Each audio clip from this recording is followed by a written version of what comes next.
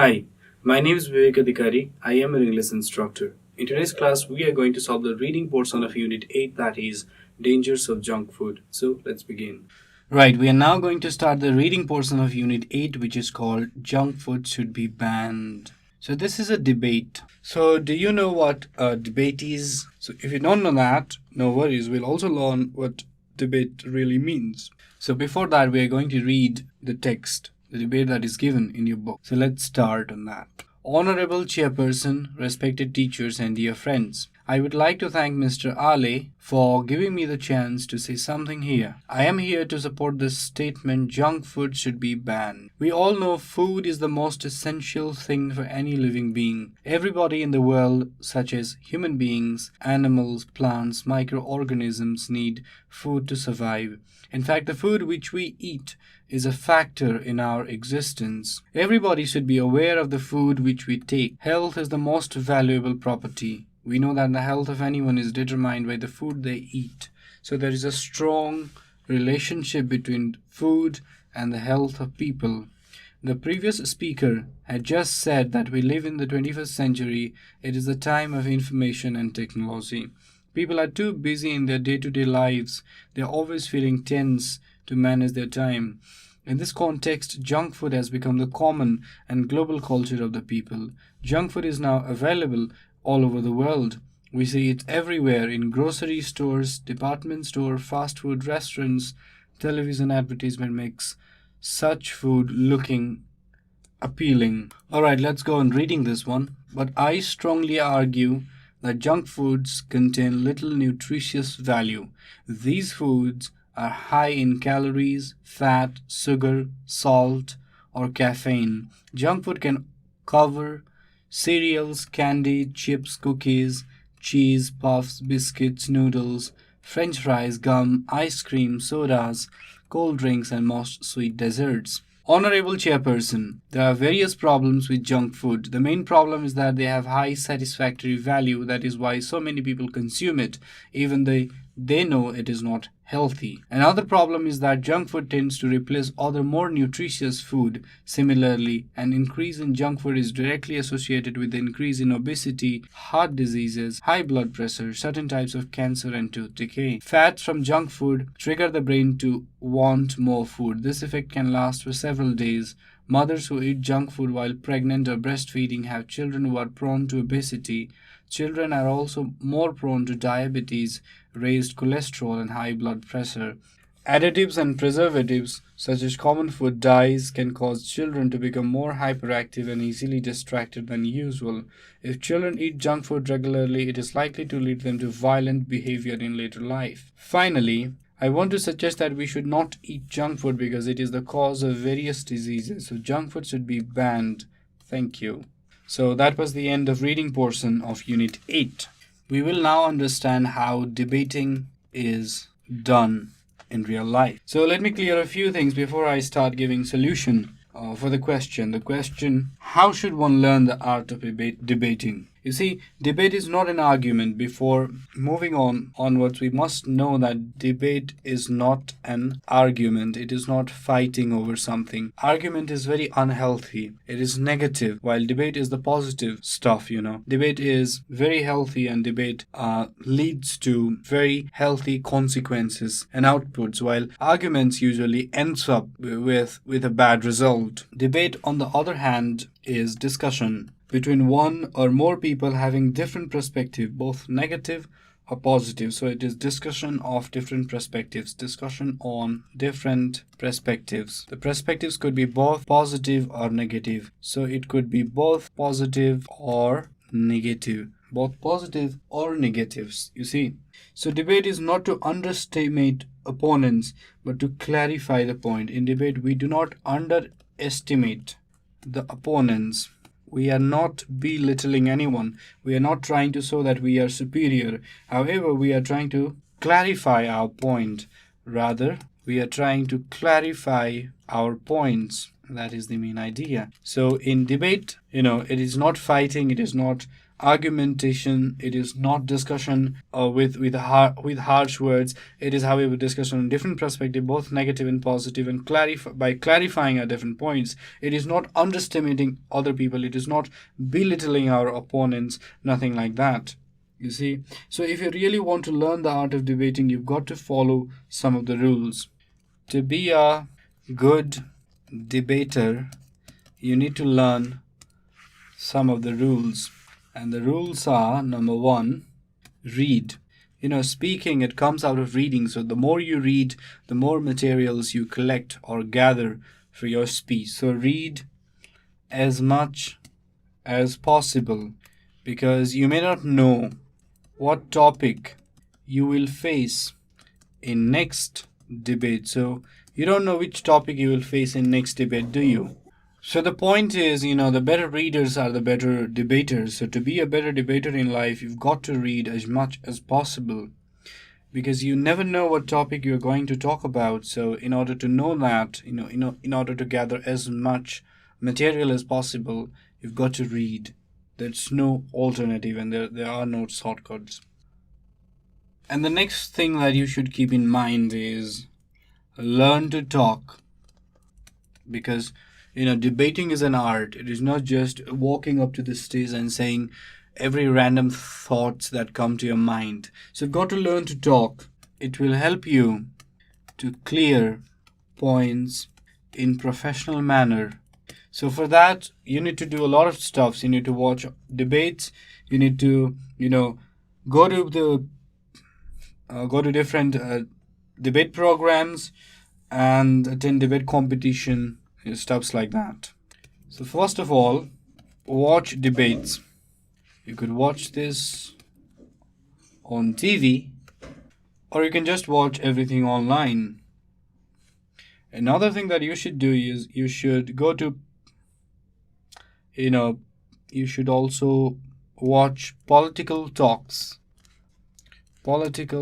programs, because political leaders, while they're talking, they use a lot of logics. Well, not all of the time, not all of the leaders, but most of them, they use a lot of logic. So you'll get the art of generating logic. After that, you need to attend many debate competitions. Any format, it could be British parliamentary format or the American format, does not matter. Just attend as many debates as possible.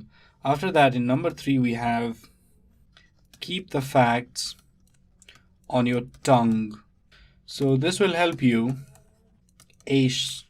master the competition. That is to say that facts are very significant when it comes to talking, So you've got to learn all the facts, learn the percentage, the numbers, the data, the statistics, learn all about them. So keep the facts on your tongue. Have you ever seen Shashi Tharoor, the Indian leader, speak? So he uses a lot of facts and factoids while talking. He gives a lot of number. He literally vomits statistics while giving speeches, and that's why he's so famous, and he's a great debater. So watch some of the talks of Shashi Tharoor and you'll know. The fourth point that you should keep in mind is you've got to be polite and very clear while debating. Be very polite and be clear what you're talking about. So this will impress audience as well as the opponents. You see, you've got to impress both the audience and the opponents. So be very polite and clear. Polite and clear. Another thing that you should keep in mind while debating is know the necessary gestures. So learn all about the gestures. There are various ways of using the hand, various ways of using the body language. Master that. Also, you got to maintain an eye contact. So you don't need to look at everybody's eyes, That is not possible. But at least what you can do is you can, make some feasible, make some suitable eye contacts, and that would be really nice. Now comes the exercise section. The first one that is given in your book is fill in the blanks. TV advertisements for junk food look very, and there's a blank space. So we'll find the answer, don't worry. You try finding your answer, so I'll write another question too. Junk foods are low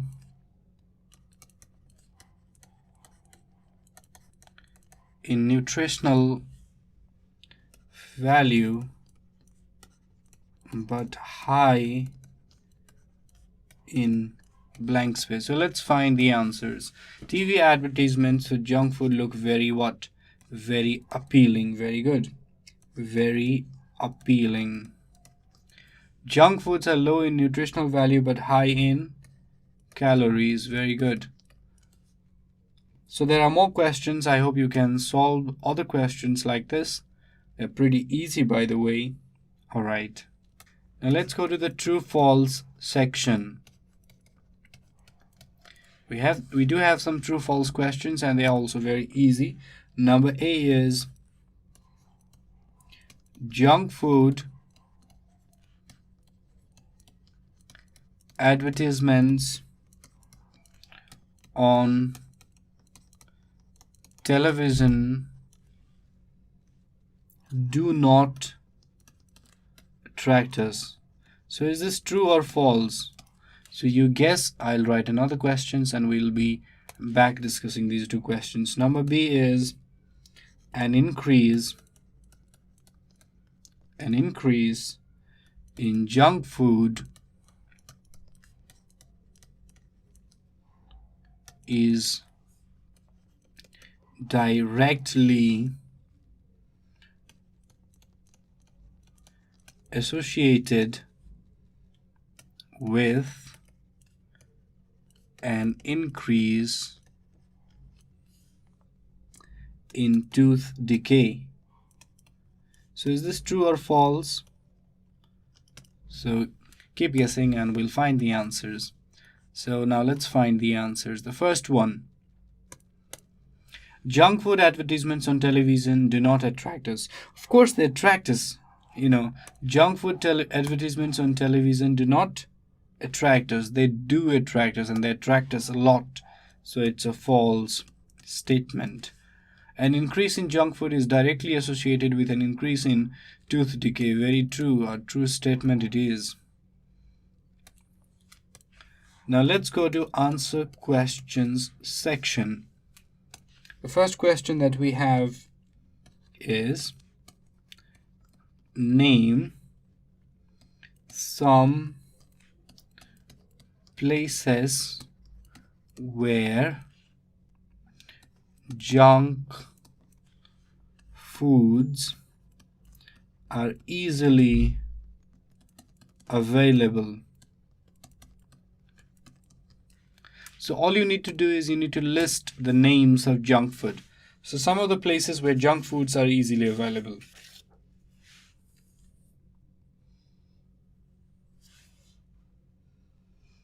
So they are found in cafes. They are found in supermarkets. They are also found in restaurants. They're found in grocery shops, the grocery stores. They're found in department shops similar to supermarkets, or fast food stalls. In fact, they are found almost everywhere. So you can just name the places, Name some places where junk foods are easily available: cafes, supermarkets, restaurants, grocery stores, fast food stalls, everywhere. Now let's go to another question. Question number B. How is junk food defined? So can you solve this question? Let's try. How is junk food defined? Junk food is the easily available food that contains high amount of calories and little or no nutritional value. You see, we can define junk food in this way. So how is junk food defined? Junk food is the easily available food that contains high amount of calories and little or no nutritional value. All right. Now we have come to the homework section. And your homework is going to be this. Make a list of the merits and demerits of junk food and paste it on the wall of your class or school. So this is going to be your homework. You need to make a list of merits and demerits of junk food and paste it on the wall of your class or school. Pretty easy, right? So that's your homework. So with this we have come to end of today's class. If you have any questions or suggestions regarding this video series, feel free to write us at learning@deerwalk.edu.np. Thank you.